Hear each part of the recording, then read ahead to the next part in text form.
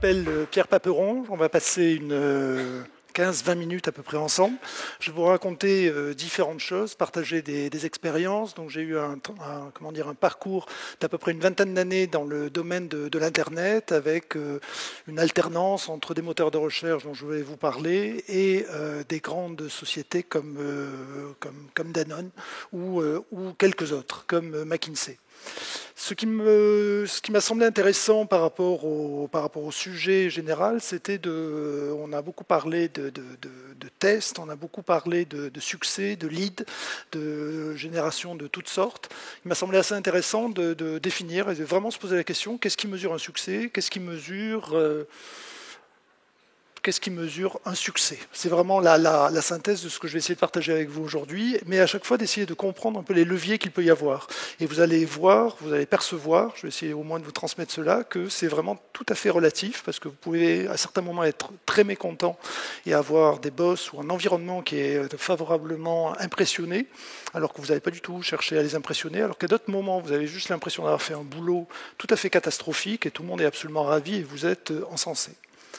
On a parlé de l'expérience de l'Everest. Donc c'est venu suite à une expérience d'Altavista dont je vais vous parler après, où j'en avais eu un tout petit peu ras-le-bol parce que Altavista c'était l'ancêtre des moteurs de recherche, lancé en 1995.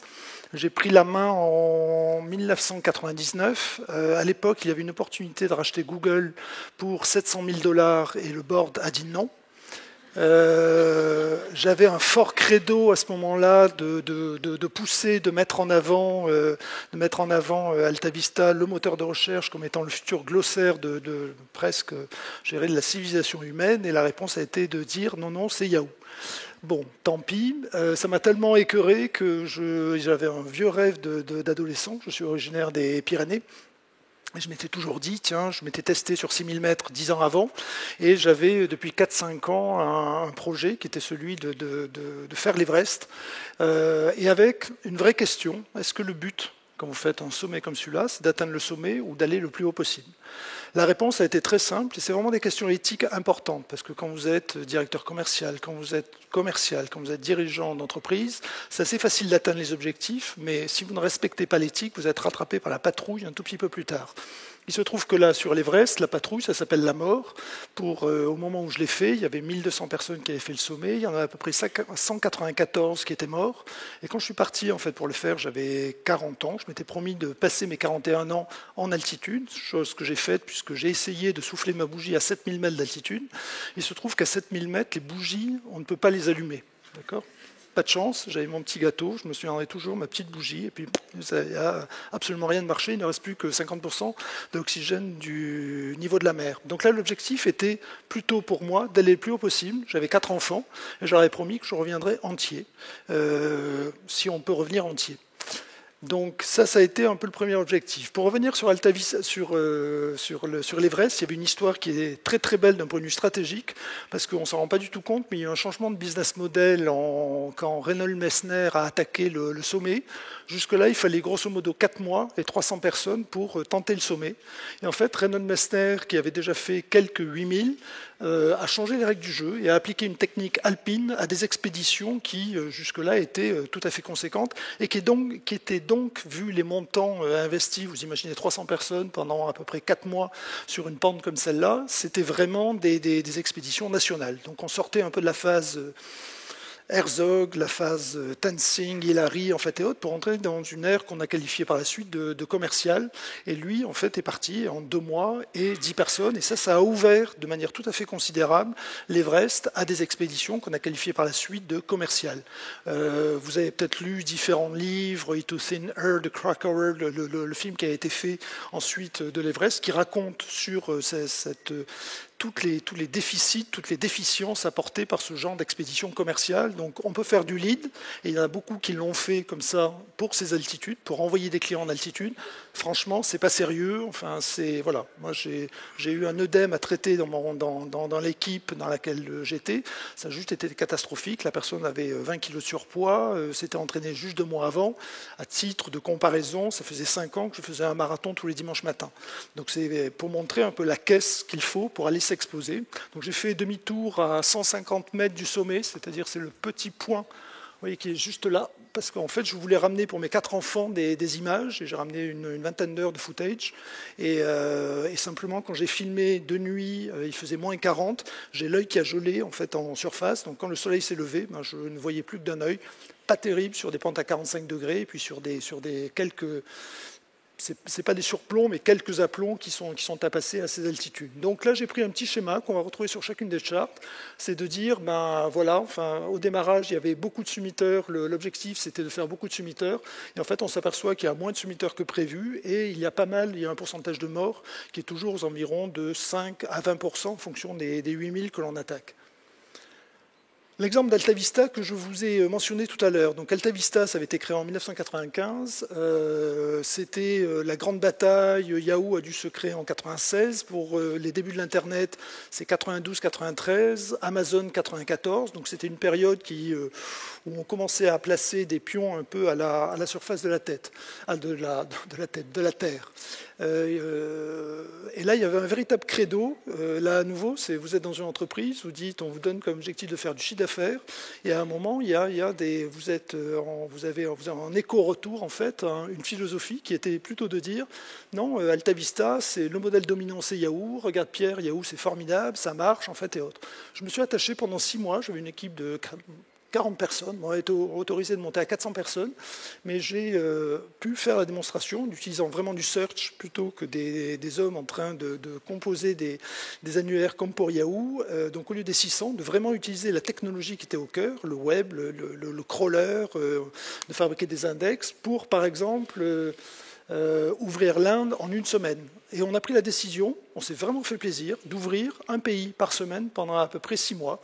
Donc ça a donné à peu près 32 pays. On est même allé beaucoup plus loin. Le moteur était tellement puissant à l'époque, on est en fin 99, début 2000, qu'on a lancé du Altavista Corsica, Altavista Breaks. Quand on a lancé l'Espagne, on avait les 4 langages de l'Espagne. Donc on avait du basque, on avait du castillan. Enfin, on avait à chaque fois tout ce qu'il fallait. C'était juste hallucinant. À titre de comparaison, Google n'est arrivé que 3 ans plus tard en France, en localisant comme ça le service. Donc on avait cette possibilité, cette légèreté qui était absolument incroyable. Là aussi, l'objectif était de faire à peu près 200-300 000 euros par an par pays. Et l'objectif était d'en faire 6 dans l'année. Et en fait, on en a fait 32 avec 1 million de dollars en fait, par pays. Donc ça a donné à peu près 32 millions de dollars. À titre de comparaison, les États-Unis, dans le même temps, étaient à peu près à une vingtaine de millions de dollars.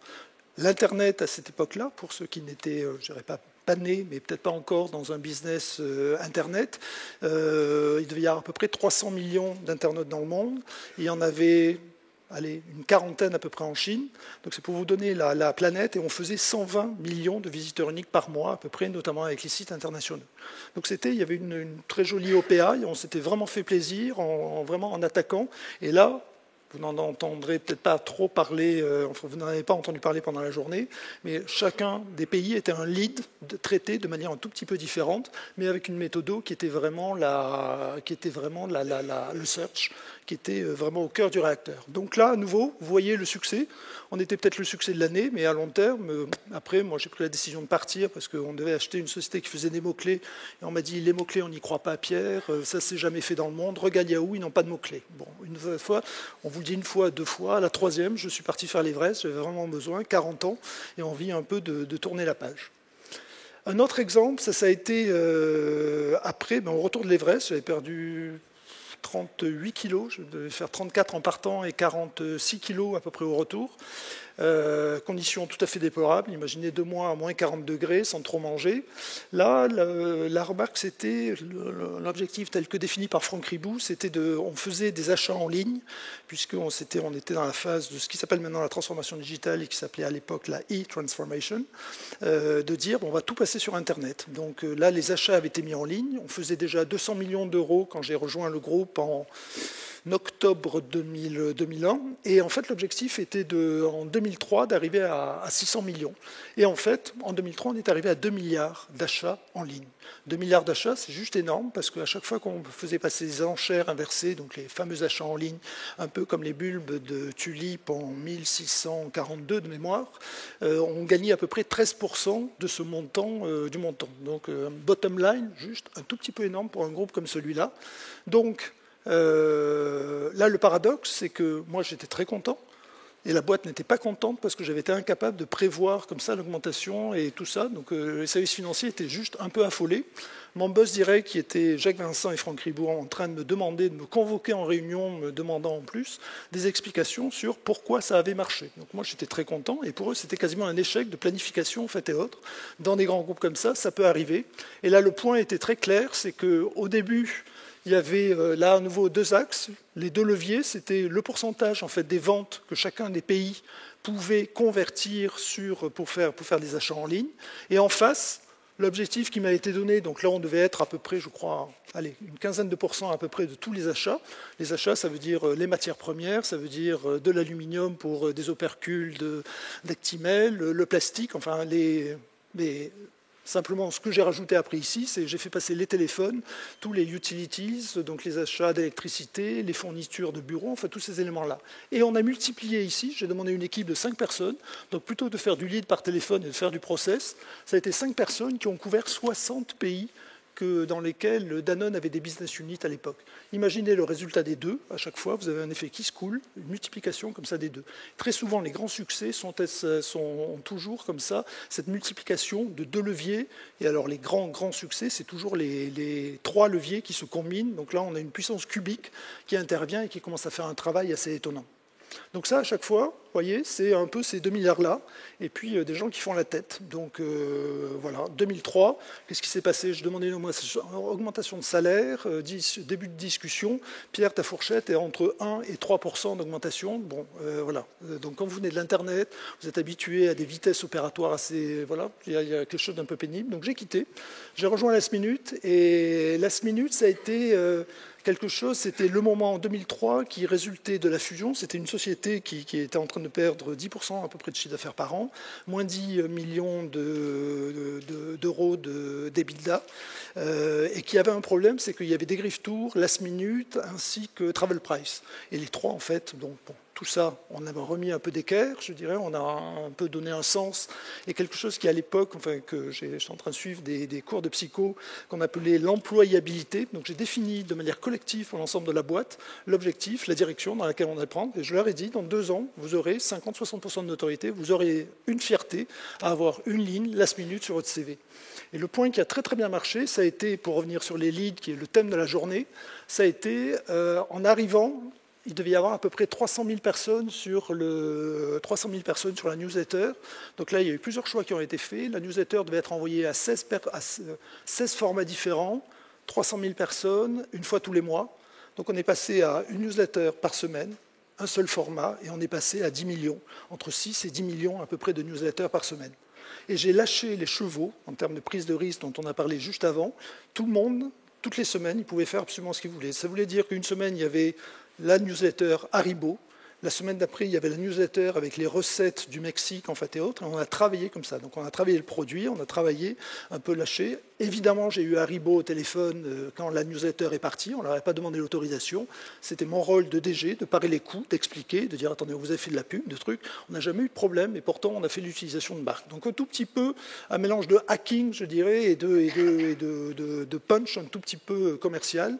Autre élément pour rebondir sur ce qui a été dit juste avant pour toute la partie personne au téléphone, le choix a été de vraiment mettre non seulement l'être humain, mais enfin le client, mais surtout l'être humain au centre en fait de la boîte. Et le vrai business model à caler, c'était le réglage entre la vente sur Internet, on s'appelait lastminute.com, le fondateur, tout le board était en train de me dire, on est un pure player, il n'y a pas de téléphone à mettre.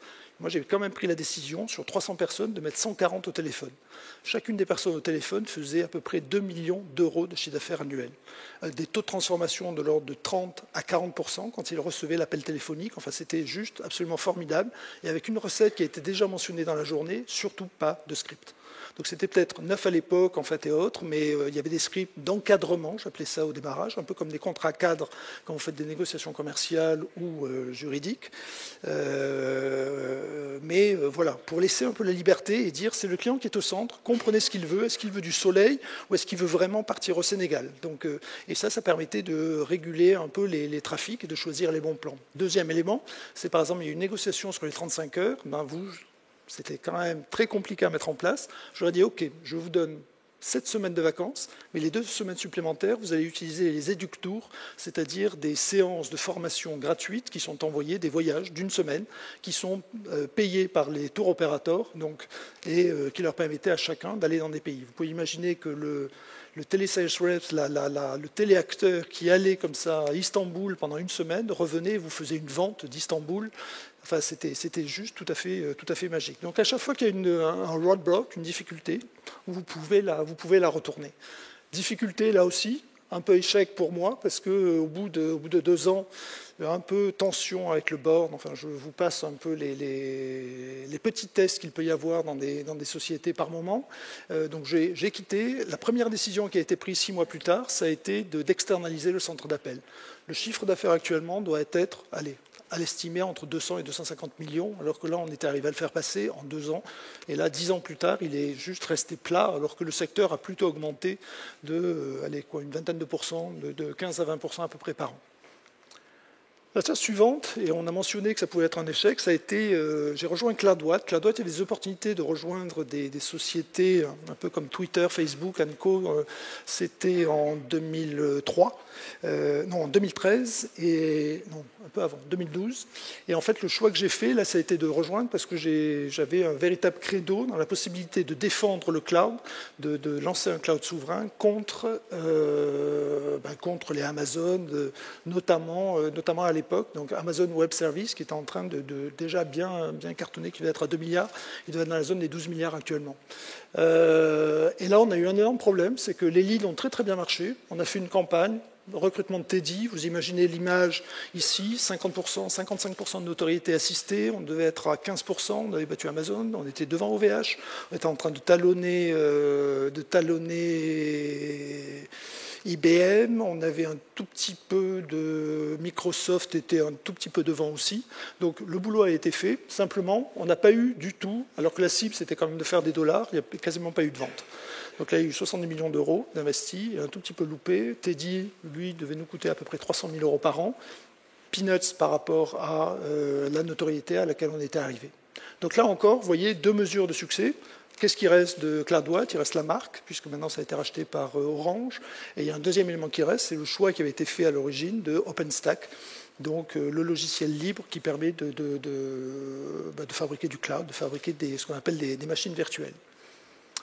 Le point sur lequel je me suis attaché, puisque vous pouvez vous poser la question, enfin, vous voyez comment je fonctionne un peu par challenge successif. Mon challenge actuel, c'est la blockchain. Blockchain, j'ai commencé il y a à peu près 1 an, donc en train de travailler très fortement dans le secteur de l'énergie. Là, je me suis dit, tiens, il y a à peu près une vingtaine de secteurs. Il y a le secteur de l'assurance, de tout ce qui est fintech a été bien travaillé. Donc j'ai pris l'énergie, j'ai fait ce qu'il fallait en termes de visibilité, LinkedIn, d'articles, plein de pages dans l'opinion. Tout ça me génère des leads. Il va y avoir à peu près, statistiquement, 3 personnes qui vont venir me voir après pour me demander, venir faire une présentation à un COMEX, en fait, et autres. Voilà, je vous donne un peu les ratios, comme ça, à la volée, sur des sujets qui sont aussi clés que ça. La blockchain, rapidement, c'est autant l'Internet, c'était des sites, et vous aviez des possibilités de faire des transactions en passant par des sites. Là, maintenant, vous oubliez les sites, et vous avez la possibilité directement de faire du peer-to-peer, sécurisé, et en plus de ça, conditionnel, et éventuellement convertible en Bitcoin, si vous ne voulez pas qu'il y ait d'argent. Ça, par exemple, ça a une application que je suis en train de faire, un POC, un Proof of Concept, qui est en train d'être fait avec une municipalité, c'est de dire, dans cette municipalité, il y a des gens qui vont fabriquer leur propre électricité, mais tout ce qu'ils ne vont pas consommer, ils vont le vendre aux voisins. Ils vont le vendre sous une forme de blockchain appuyée sur du Bitcoin. Il va y avoir des producteurs de produits et services, des prêteurs de leurs biens. Donc ça, vous devez peut-être connaître, c'est ce qu'on appelle les systèmes d'échange locaux, qui existent déjà. Il y en a 500 en France, créés en Ariège en 1994. Et on va pouvoir rajouter aussi les donneurs de temps. C'est-à-dire, si vous avez 2 heures à donner par jour, mettons que la municipalité se soit mis d'accord ou que collectivement se soit mis d'accord pour que cette heure-là soit valorisée à peu près une dizaine d'euros, il y a une cagnotte qui se met en route comme ça et qui permet d'avoir une sorte d'économie non plus circulaire, mais économie peer-to-peer. Et le véritable challenge, il est là. C'est que de énergie peer-to-peer qui existe déjà aux États-Unis, vous avez peut-être entendu parler de l'expérience de Brooklyn et de multiples expériences un peu partout dans le monde, on est en train de passer à une économie peer-to-peer et avec quelque chose qui n'a pas encore été mentionné pour la blockchain, c'est cette possibilité de, quand vous fabriquez quelque chose, de décider au moment où c'est fabriqué, quand c'est enregistré, de dire à qui est-ce que j'adresse ce produit-là. Ça, c'est quelque chose de complètement nouveau, que vous n'avez pas sur Internet, qui est plutôt une place de rencontre et d'échange. Là, vous pouvez entrer une destination, une sorte de vote. Ça veut dire que si j'ai un voisin qui est en précarité énergétique, je vous rappelle qu'il y a 6 millions de personnes, non, on a 4,3 millions de foyers qui sont en précarité énergétique, des personnes qui sont au chômage, vous pouvez produire des kilowattheures, des crypto-kilowattheures à ce moment-là, un peu comme une crypto-monnaie, et vous pouvez dire, ben moi je l'envoie à un tel qui est en précarité énergétique, et c'est lui qui va en bénéficier. Ou alors le donner, ou alors faire absolument tout ce que l'on veut. Donc ça, c'est un réseau. Et pour vous donner un peu les ordres de grandeur, quand on travaille là-dessus, si chaque personne donne 2 heures par jour, prête sa voiture, pareil, à peu près 2 heures par jour par foyer, si un budget municipal de 1000 personnes, c'est à peu près 1 million d'euros, cette nouvelle économie parallèle, c'est à peu près 1 million d'euros aussi.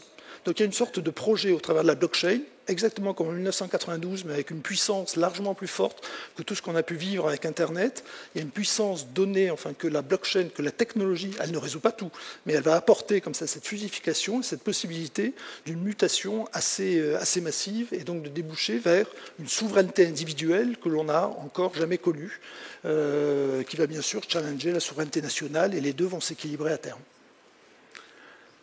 Donc vous avez vu des échelles depuis le début un peu à gauche et à droite, vous sentez un peu la relativité du succès à chaque fois, très difficile par rapport à son baromètre. C'est toujours la grande question, est-ce que le verre est à moitié vide ou à moitié plein? Alors moi j'ai une réponse par rapport à ça, elle est peut-être un peu violente, mais c'est le verre est 2 fois trop grand. D'accord, qui est toujours de dire, quand le verre est rempli d'une certaine manière, c'est se dire, ben, c'est vous qui déterminez la hauteur du verre, la grandeur, enfin et tout ça. Ça, c'est peut-être un avantage par rapport à la définition d'objectifs, mais vous avez peut-être vos objectifs perso, la boîte en a d'autres. Et si j'ai quelques éléments à partager avec vous, c'est le premier, c'est largement au-delà des leads, mais les leads sont inclus là-dedans. C'est que clairement, la vie ne se vit pas à moitié. Vous en avez qu'une, jouez-la bien. Ce serait quand même dommage d'avoir le regret 10 minutes avant votre mort que d'avoir fait, vous savez, un peu comme quand vous jouez au golf, vous faites des demi-swings, enfin bon, vous n'êtes pas très content, lâchez vos coups. Le deuxième point, c'est que ça c'est une phrase de André Gide dans Les Faux Monnayeurs, il n'y a qu'une certitude, c'est le doute. Impossible d'avoir une certitude, sauf peut-être celle qu'avait... qui est d'ailleurs, c'est Roosevelt, je crois. Il n'y a qu'une certitude dans la vie, c'est les taxes et la mort. Donc gardons en tête un peu ces éléments-là. Vous voyez bien qu'on a beaucoup parlé de sortir de sa zone de confort. N'hésitez pas, allez-y, il y a du big reward. En effet, il y a du risque, mais surtout si vous êtes amené à être DG en fait et autres, c'est quand même une manière de jouer la partie qui est autrement plus fun, autrement plus amusante et qui va vous éviter peut-être plus tard d'avoir des regrets.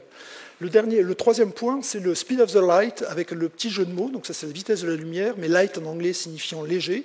Gardez en tête d'être léger. Donc on peut trouver ça sous la forme fail fast.